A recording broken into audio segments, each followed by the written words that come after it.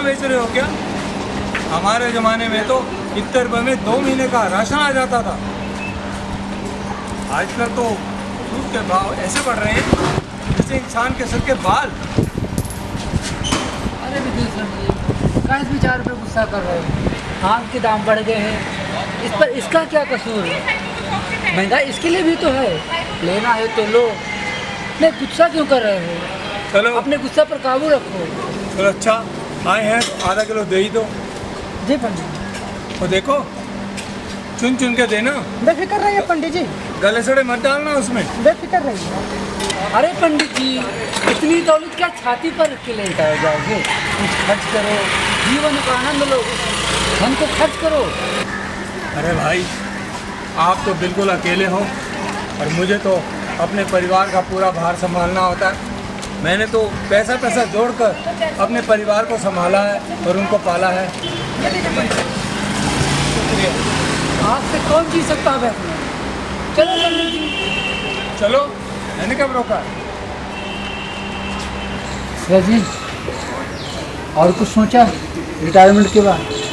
काम ही करते रहोगे और कुछ फैसल लेना है? आत्माराम जी, अब मुझे और एक्सटेंशन नहीं है। सारी उम्र हो गई मुझे काम करते करते। अब मेरा बेटा वैदिक है ना, अब काम कर लो। अब वो मेहनत करेगा, बहुत हो गया काम। अब मैं बिल्कुल आराम करूँगा। अब मैं शाम की चाय की तस्वीर और रेडियो सुनूंगा और आराम करूँगा। ये क्या है मेरे भाग में, क्या होना है आगे?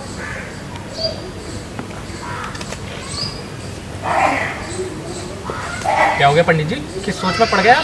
यजमान, आपकी हस्तरेखाएं बता रही हैं कि गृहस्थी का बोझ बढ़ेगा, वक्र शनि के कारण चोरी का भय और अचानक धन हानि होने की संभावना है। क्या क्या है पंडित जी, मुझे घबराहट हो रही है, आप मुझे डराएं ना। एकदम चुप। और तो और कोई नया मेहमान आने की संभावना दिख रही है। जी मुझे माफ़ करिए, मेरे घर में पहले ही 5 मेहमान आए हुए हैं, अब और मेहमानों का बोझ मैं नहीं झेल सकूंगा। मुझे क्षमा कीजिए। चलो निकालो 50 रुपये। सच्ची में सुनारी, अच्छा पंडित जी। अचानक धन गए 50 रुपये। किसी को? चलो हम भी दिखा लेते हैं पंडित जी। हाँ जी यजमान। आत्माराम कालवेलकर, 5 जून 1955। हाँ तो यजमान, आपकी हस्तरेखाएं बता रही हैं कि 3 साल तक कोई खास परिवर्तन नहीं होगा। साथ ही स्वास्थ्य पर खासा ध्यान दें और प्रेम प्रसन्न की संभावना है। क्या बकवास है, क्या बचपना है, घोंसलेबाजी। एकदम चुप। निकालो 50 रुपये। पंडित जी 100 रुपये। विदेश्वर प्रसाद। विदेशर प्रसाद मिश्रा। विदेशर प्रसाद मिश्रा। हाँ जी, 5 अगस्त 1955। यजमान, आपकी तो जीवन रेखा कर्म रेखा से जुड़ी है। 14 साल से मैं काम ही तो कर रहा हूँ। एकदम चुप। और जब तक काम करोगे तब तक जीवित रहोगे। जैसे ही विश्राम की सोचोगे तो सदा सदा के लिए विश्राम करना पड़ेगा। क्या? जी हाँ, साथ ही कोई नया चमत्कार होगा, कुछ दिन और जीवित रहोगे। सब बकवास, घोंसलेबाजी है।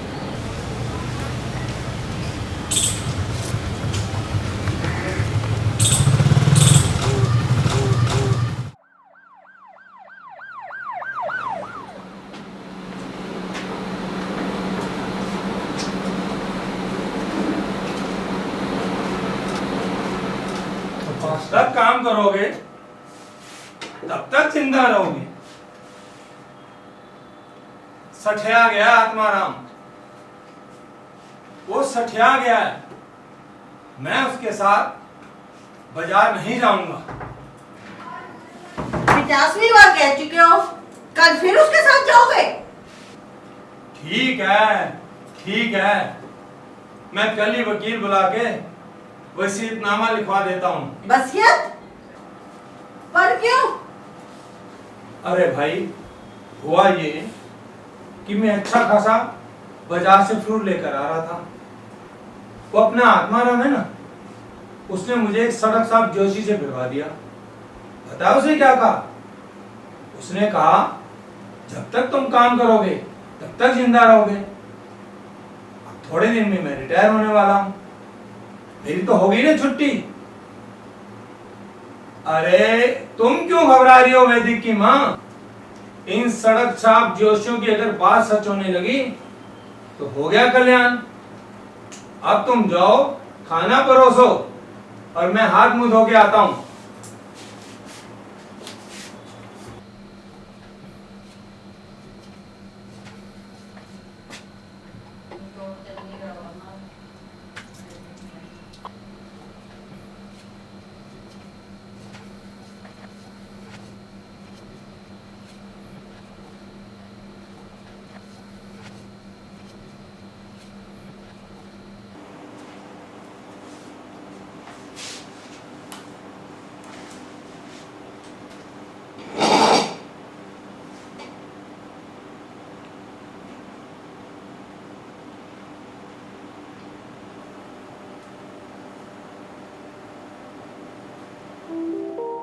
जब तक काम करोगे तब तक जीवित रहोगे। जैसे ही विश्राम की सोचोगे तो सदा सदा के लिए विश्राम करना पड़ेगा।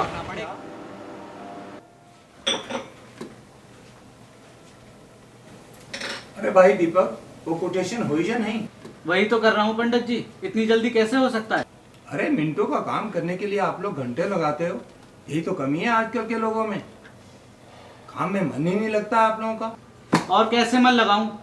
रात दिन तो जुटा रहता हूँ, रोज आधी रात को घर पहुँचता हूँ। अब क्या जान दे दूं? अरे मैंने आपको कोई जान देने के लिए कहा है क्या? हद हो गई है, कसाई हूं मैं क्या? अब मैं इस दफ्तर में काम नहीं कर सकता, अब मैं रिजाइन दे रहा हूँ। अरे आप क्यों रिजाइन देते हैं? मैं ही रिजाइन दे देता हूँ, कम से कम इस रोज रोज की खिटखिट से छुटकारा तो मिलेगा।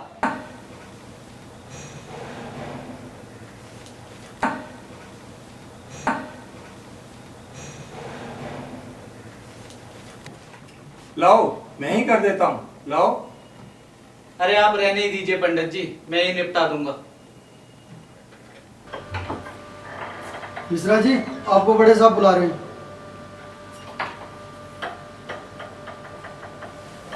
ये सब क्या हो रहा है पंडित जी? क्या हुआ? मैं आपका मतलब नहीं समझा। मैं दीपक के बारे में बात कर रहा हूँ। आप तो उसकी तारीफों के बोल बांधते थे। और वो देखिए पंडित जी, मैं अपने ऑफिस में इस तरह की बदतमीजी बिल्कुल बर्दाश्त नहीं करूँगा। अब मैं सोच रहा हूँ कि उसे फौरन ना ना ना ना ना ना, ऐसा मत कीजिएगा साहब। दीपक बहुत अच्छा लड़का है, जहाँ चार बर्तन होते हैं वो खड़कते ही है ना। बहुत मेहनती लड़का है वो। लेकिन आप उससे नाराज होने की बजाय उसकी सिफारिश कर रहे हैं पंडित जी।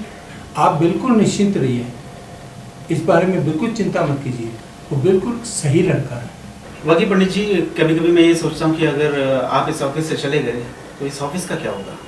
मैं नहीं होता तो कोई और विदेशों प्रसाद होता। दुनिया में किसी के बिना कोई काम थोड़ा रुकता है। लेकिन पंडित जी, मेरी इस बार ये समझ में नहीं आ रही कि आप एक्सटेंशन लेने से क्यों मना कर रहे हैं? अरे साहब, बहुत हो गया, अब मैं आराम करना चाहता हूँ। अब नए लड़कों को भी तो चांस मिलना चाहिए। अपना जो दीपक है ना, बहुत बढ़िया लड़का, बहुत मेहनती लड़का है। मेरी गैर हाजिरी आपको या मेरी कोई कमी आपको महसूस नहीं होती। तो इसका मतलब मैं ये समझूं कि आप हम लोगों से बोर हो गए हैं? नहीं नहीं, ऐसा मत कहिए। आपके और आपके पिताजी ने जो प्रेम और इज्जत मुझे सम्मान दिया है वो मैं ये भूल नहीं सकता हूँ। हाँ, अब मैं आराम करना चाहता हूँ। मैंने एक ज़मीन गांव में खरीद ली है। अब जो फंड वगैरह मुझे मिलेगा उसको मैं बनवा लूँगा, आराम से उसमें आराम करूँगा, पढ़ा रहूँगा। और हाँ, मेरा वैदिक बच्चा भी पढ़ लिख गया है, वो भी आगे बढ़ेगा। यही मेरी एक इच्छा। खैर, जैसी आपकी इच्छा पंडित जी। ठीक है, तो मैं चलूँ? जी। और हाँ, दीपक को ज़रा भेजिएगा। ठीक है जी।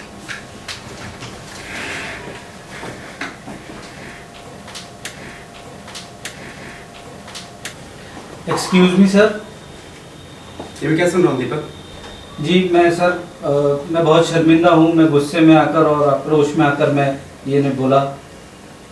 नॉनसेंस। मैं तुमसे ये कहना चाहता हूँ कि पंडित जी आज रिटायर हो रहे हैं और उन्हीं के कहने पर आज तुम्हें प्रमोशन दिया जा रहा है। Oh thank you so much sir, thank you very much sir, I am very much thankful to you. और अब मन लगाकर काम करना जी ताकि सर। उनके विश्वास को ठेस ना लगे। जी बिल्कुल sir. You may go now. Thank you sir.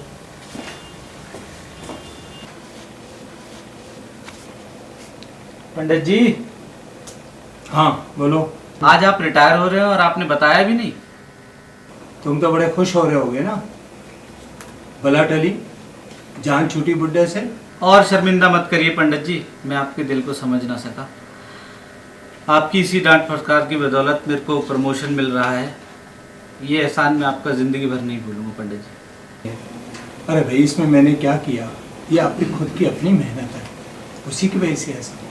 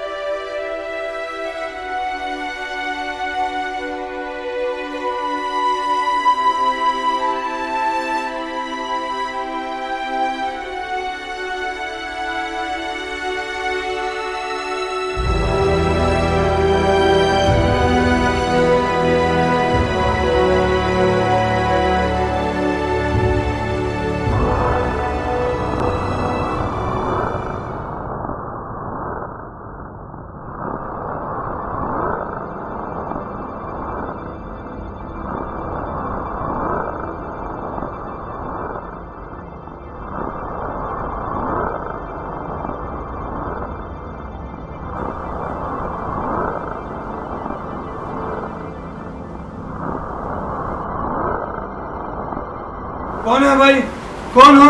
नाम छोड़ो, काम पर आते हैं। मैं तुम्हें लेने आया हूँ। और तुम हो कौन? मैंने कहा ना, देर हो रही है, चलो। चलो, कहाँ चलो? पूर्ण विश्राम के लिए। आखिर तुम हो कौन? मैं तुम्हारी मृत्यु हूँ।